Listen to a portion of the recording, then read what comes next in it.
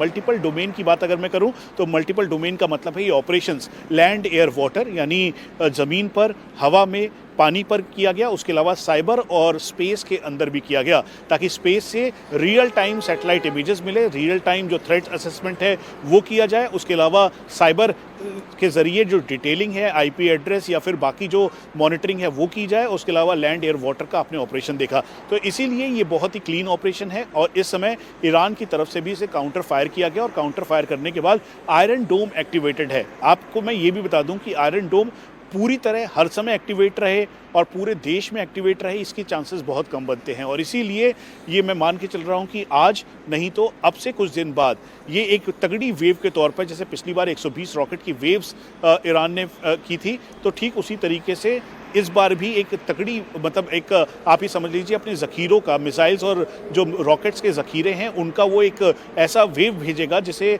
Intercept करना एक चुनौतीपूर्ण माहौल रहेगा, चुनौतीपूर्ण रहेगा।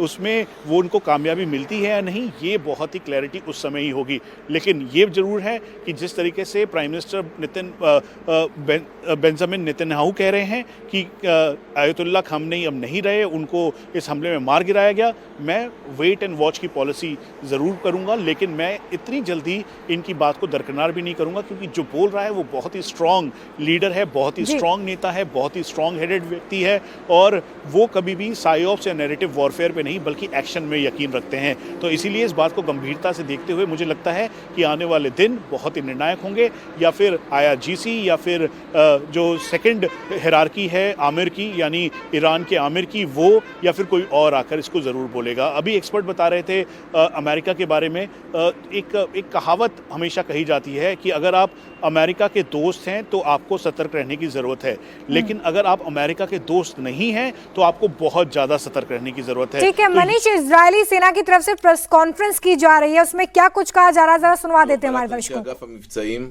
אגף המודיעין וחיל האוויר אשר פעלו לסנכרון מלא עם שותפינו בצבא ארצות הברית. זהו שיתוף פעולה שלא היה כדוגמתו. חשוב לי להסביר למה יצאנו למערכה בעת הזו. משטר הטרור האיראני לא זנח את תוכניתו להשמדת ישראל.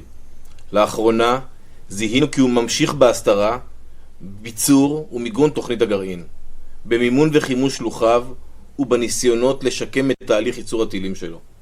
טילים המהווים איום ממשי וקיומי על מדינת ישראל.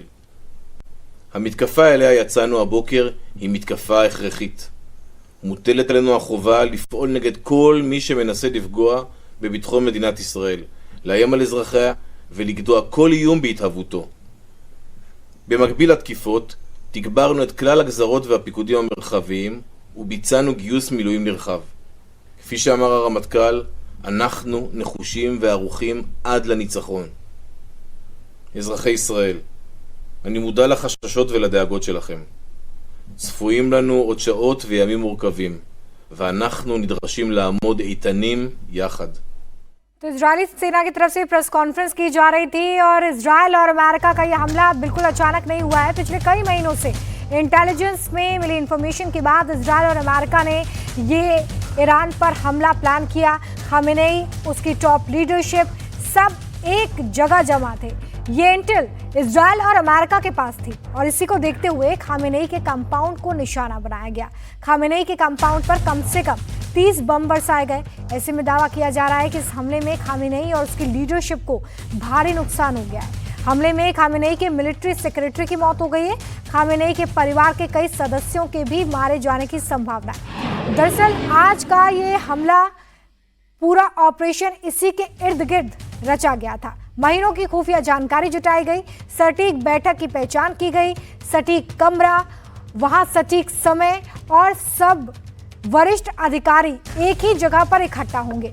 अब दुनिया सिर्फ एक ही चीज का इंतजार कर रही है, क्योंकि नेतन्याहू ने यह दावा कर दिया है कि खामेनेई के मारे जाने की खबर है। अब इंतजार इस बात का है कि क्या खामेनेई फ्रंट फुट पर आते हैं, कैमरे के सामने आकर अपने जिंदा होने का सबूत देते हैं, क्या वो इजरायल और अमेरिका को कोई बड़ा संदेश देते हैं, इसका इंतजार करना होगा। ईरान की तरफ से इस बात को कहा गया था कि सेफ जोन में है खामेनेई, टॉप लीडरशिप पूरी तरीके से सुरक्षित है, इस तरह का दावा ईरान की तरफ से किया गया था। लेकिन अभी जो दावा नेतन्याहू ने भी किया है उसका कोई भी एविडेंस सामने नहीं आया है, कोई भी वीडियोग्राफिक एविडेंस भी अभी सामने नहीं रखा गया है। हालांकि ईरान के विदेश मंत्रालय के प्रवक्ता ने एबीसी न्यूज से बातचीत में नेतन्याहू के दावे को खारिज कर दिया है। ईरान के प्रवक्ता ने कहा है कि उनका सुप्रीम लीडर खामेनेई और राष्ट्रपति बिल्कुल सुरक्षित हैं, उन्हें कुछ भी नहीं हुआ है। यानी कि नेतन्याहू के उस दावे को जिसमें वो ये कह रहे हैं कि खामेनेई के मारे जाने की संभावना है, उसको खारिज कर दिया गया है।